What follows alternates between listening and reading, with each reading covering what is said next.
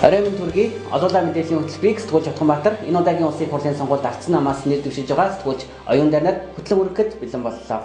Энэ сарын 28-ны өдөр эрхэм сонгогчид та бүхэн эх 4 жилд төрийн эрх барих дээд эрхийг ардсан намд бат итгэлтэйгээр өгнө гэдэгт итгэж олоолаа мэдээллийн хөтөлбөр олоолаа ялан шүү гэсэн сайхан ураагаар өнөөдрийн хөтөлбөрөө эхэлж байна.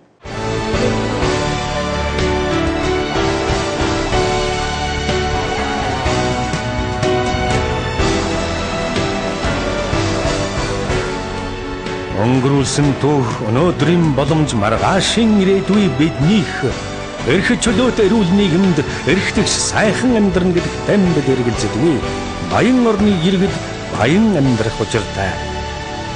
Олоолаа ялан шүү. Ардчилсан нам. Олоолаа мэдээллийн хөтөлбөр өнөөдрийнхөө дугаарыг Монгол орны цаашдын хувь заяатай холбоотой нэгэн ноцтой мэдээлэлээр эхлэж байна. Монголд цөмийн хаягдал булшрах гэрээ байгуулагдсан нь үнэн. Энэхүү гэрээг байгуулсан эзэд нь Монгол Улсын ерөнхий сайд Батболд, Эрх зөөлийг эрчим хүчний сайд Зоригт, гадаад харилцааны сайд Зандан Шатарнаар байжээ. Цөмийн хаягдлыг булшлах гэрээг нууцаар хийсэн нь хэдэн сарын өмнө нийтэд ил болсны дараа тэд энэхүү гэрээ цуцлагдсан хэмээн тайвшруулж байсан ч энэ нь бүрэн цуцлагдаагүй. Түр төдгөлзүүлсэн байгаа бөгөөд Монгол ардын нам ялбал түр төдгөлзүүлсэн энэ гэрээ эргэн сэргэж Монгол ард маань цөмийн хаягдлын булш орн болох нэ. Японтой Америкийн нэгдсэн улстай хийсэн яриануудын энэ ажлын хэсгийг бол Зоригт сайд ахалж явуулсан энэ хэлцээрүүдийг бүгдийг хийсэн юм байгаамаа. Цөмийн хаягдлыг Монголд булшлахад энэ их хөөцөлдөд байгаагийн учир нь бол цаанаа бол маш их мөнгөний асуудал байна. За энэ булшлахад жишээ нь Оросын холбооны улс Японоос хаягдал оруулж өгөхдөө жилд 20 тэрбум доллар авдаг байсан. Энийг бол төлөөлж бол тэр ундраа явсан байгаа. Зүгээр ер нь ундрагийн ард бол хэн байгаа юм бэ гэхээр бол ерөөсөө маш тодорхой. Зоригт сайд байна. Зоригт сайдын ард хэн байдаг вэ гэдгийг бол бүх ард түмэн мэддэг. Энэ ерөнхий сайд байгаа. Монгол ардын нам саяхнаас зүхтэж биш зүтгэж, үгүйсгэж биш бүтээж амьдрий гэсэн ураа дэвшүүллээ. За энэ нь гадаад байгаа монголчуудын дургуцлыг ихээхэн хүргэж байна. Тиймхүү бухимдсан нэгэн иргэн өөрийн сэтгэгдлээ веб камераараа бичлэг хийн YouTube дээр тавьсан нь интернетийн орчинд дорхноо төгөн тараад байна. Би аимхаа Монгол. Ардчилсан хувьсгалын тэр олон цуглаанд очсон энэ Монгол ардын хувьсгал намын хурц сонор санаагаан сайж даанч зүг ган хийлгүй гагцгүй чээ дэлгэрэн лахад тархаж олонний маргаан мэтгэлийн дундаас ихийг сонсож баггүй ухаарч авсан Азтай Монгол. Гэвч би одоо хэний ч юм юуны тухай өөрийнхөө үзлүүдийг зоргоороо ярих хэрэгтэй зоригтой Монгол болсон. Энэ бол арчлалын үш юм. Монгол ардын намын зүхтэж биш зүтгэж амжирыг гэсэн ураа нь үнэндээ утга муутай юм. Монголоос албан ёсоор зүхтсан гэх хүн хуруу дарамт цөөхөн байдгийн нэг нь байгууллагынхаа жилийн төсвийг казинод алдчихад зүхтсан Монгол ардын намын гишүүн Сүрэн хор.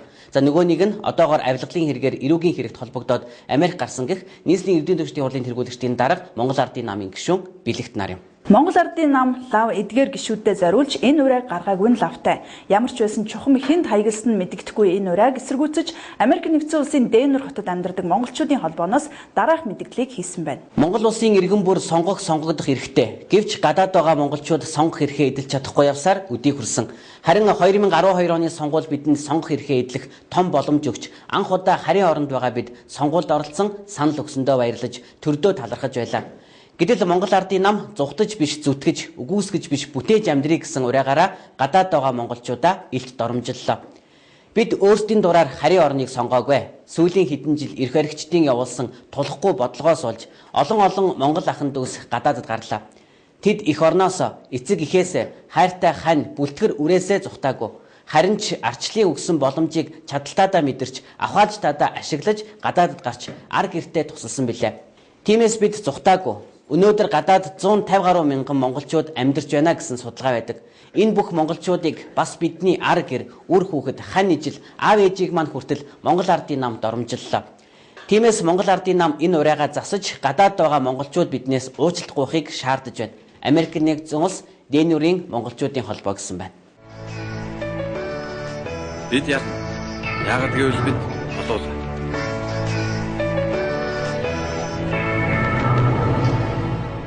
Улсын хурлын сонгуул ойртох тусам иргэдийн саналыг худалдаж авах, тэдний сонголтод нөлөөлөх гэсэн хууль бус үйлдэлүүд хаасайгүй гарч байна. Сонгогч та бүхнийг сэрэмжлүүлэх үүднээс олуулаа мэдээллийн хөтөлбөрөөр цаг тухайд нь энэ тухай мэдээллийг хүргэж байгаа юм лээ.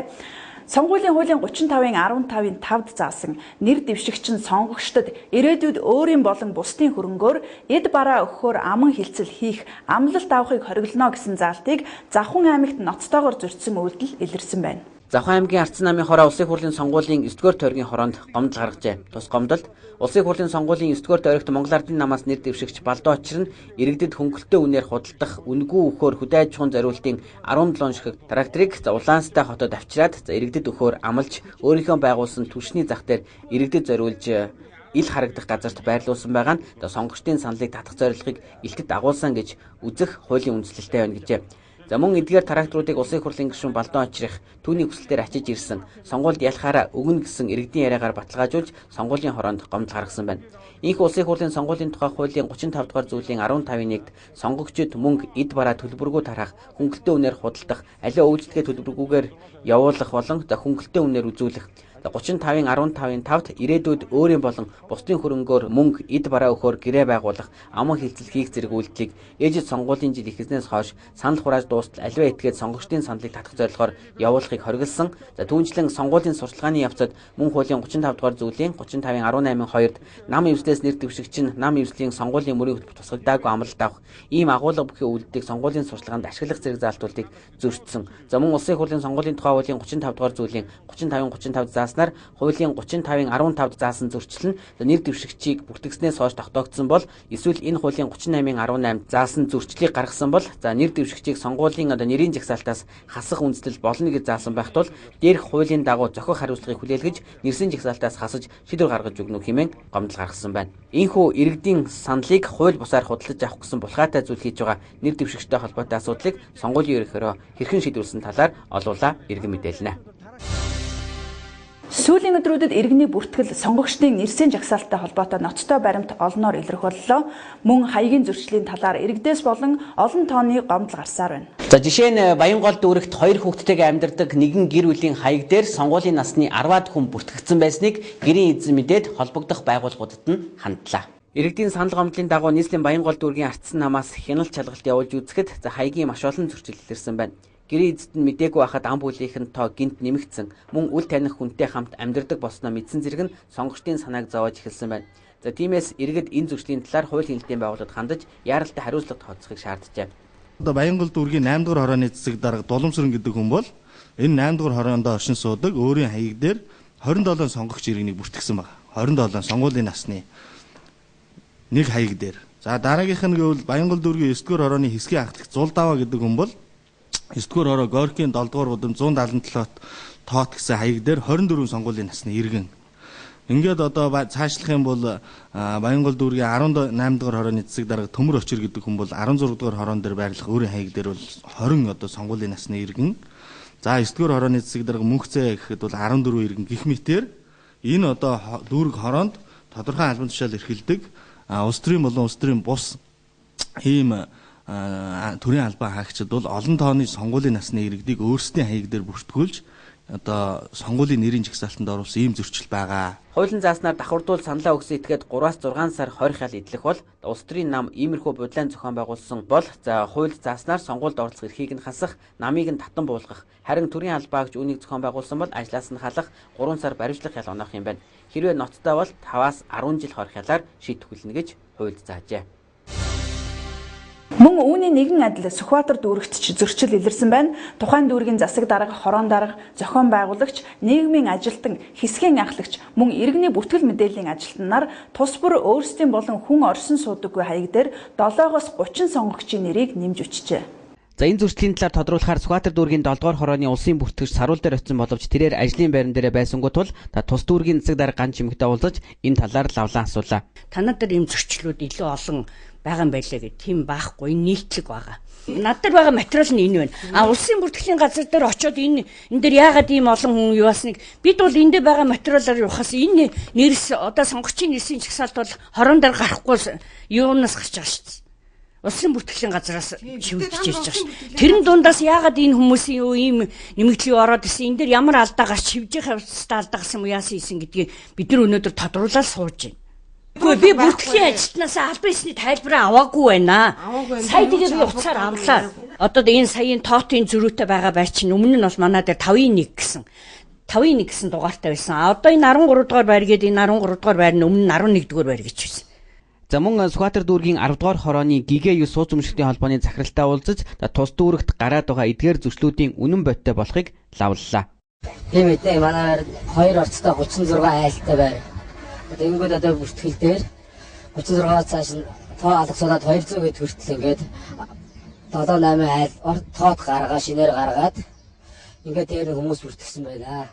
Тэгээ одоо сонгоод одоо айл хүчин ч ялдаг байсан гэсэн цэвэр шудар хөрсдөөсөө л гэж хүсэж байна да иргэн үеийн хувьд. 9 дугаар байран дээр одоо тэр эсгэлаад байж байгаа тоотууд байж штэ. Нэг хүний эзэмшилд 13 байр байгаа штэ. Тэгэл тэр байрууд дээр чи 16 тоот оюутнууд байж байгаа. Тийм ээ? Ер нь тэр 28 тоот гээд 27 тоот гээд орсон байгаа. 27 тоот ч бас эсгэлаад байгаа штэ. Айл байхгүй 4 5 хүн 6 хүн бичсэн байлээ өчигдөр тий. Тэгэл ерөөсөө энэ тэнд тий жишээ нь 3-11 тоот гэн ерөөсөө хүн байхгүй. Манай хуучин засаг дарга одоо аюулс даргын байр штэ. Тэгээ хөөгтүүд нь энд байхгүй би өөрийнхөө 13 дугаар хорон дээр өгнө гэж хэлээ. Бид нар ерөнхийдөө судалгаа бол сөөхтөр хангалттай сайн байгаа. Тэгээ одоо ингээд тэр сонгуулийн сурталчилгаанд явж байгаа хүмүүсийн материалыг хараад манайхаас ирээд асуун штэ. Тэгэхээр чи нөгөөдөл ч ерөөсөө огт байхгүй хүмүүсийг хийчихсэн. Тийм юмнууд байна. Нас урсан хүнийг хүртэл хийцэн байгаа. Тэгээ одоо иймэрхүү юм байх юм бол бас л адилхан л өөр болно штэ.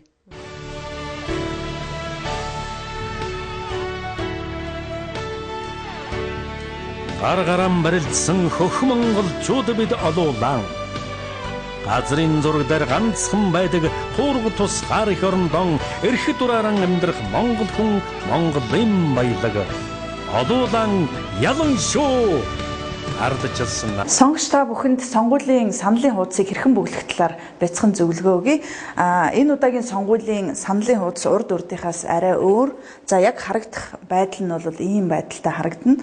За энэ нь бол одоо машинд зориулсан ийм кодууд байж байгаа.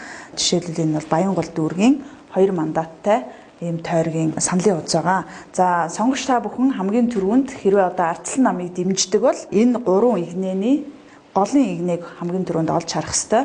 За энэ ардсан нам гэсэн энэ босоо багны доотлолт нь 2 мандаттай тойр учраас 2 нэр дэвшигч байна. Тусгай балаар одоо нэр дэвшигчийн өмнө байгаа ийм бөөрнгийн тэмдэгтийг дүүртэл нь будах ёстой. За дараа нь нэр дэвшигчээ сонгосны дараа та бүхэн намын төлөө бас саналаа өгөх ёстой. За энэ саналын хуудасны доод хэсэгт ингээд намын хэсэг байж байгаа. Мөн энэ 3 ийм игнэний голын игнийг олж харна. За голын игнэний хамгийн дээдлэлд ардчилсан нам гэж бичсэн байгаа. За энэний өмнөх дугуйг мөн битүүртэл нь ингэж дуудана. За нийслэлийн сонгогчдын хувьд саналын хуудас бол 2 талтай байгаа. Нөгөө талд нь нийслэлийн иргэдийн төлөөлөгчдийн хурлыг сонгох саналын хуудас байж байгаа.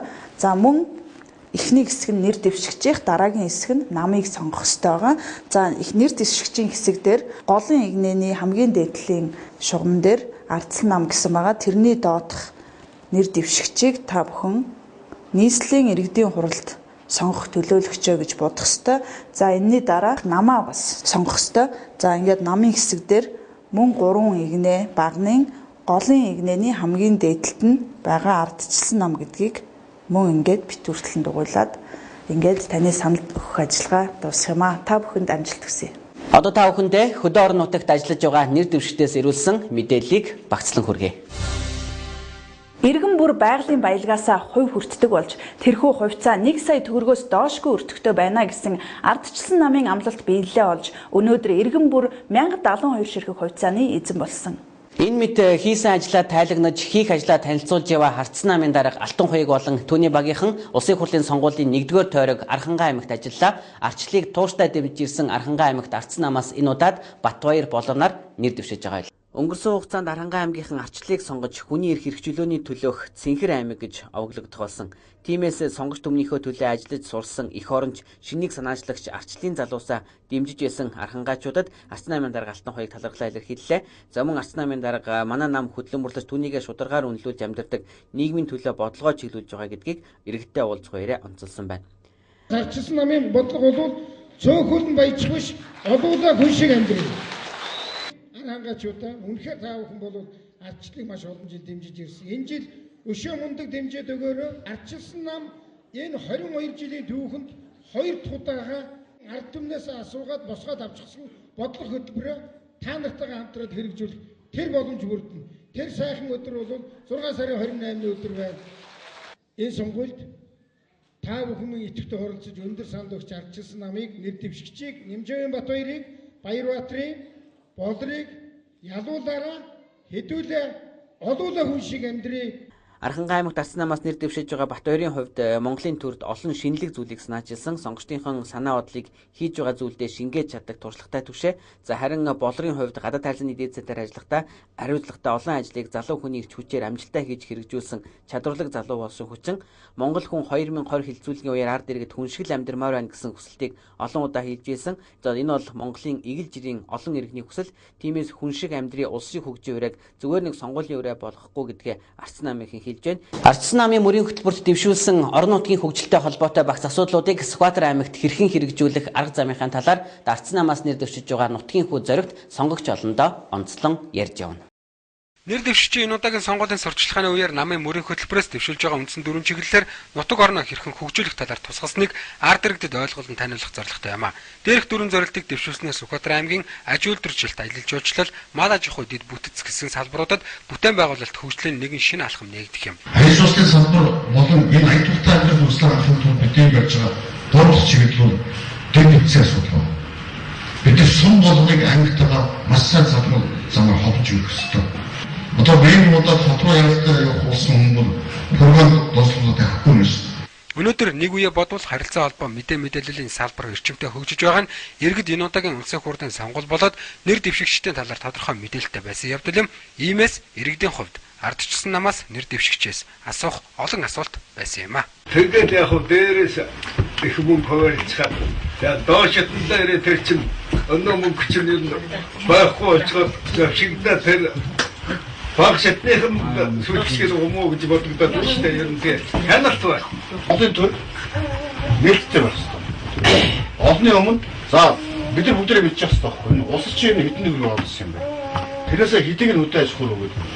Хэдийг нь батлан салбар руу өгöd юм бэ? Хэдийг нь боловсролын салбарт өгöd юм бэ? Энийг бид мэддэг байх хэрэгтэй.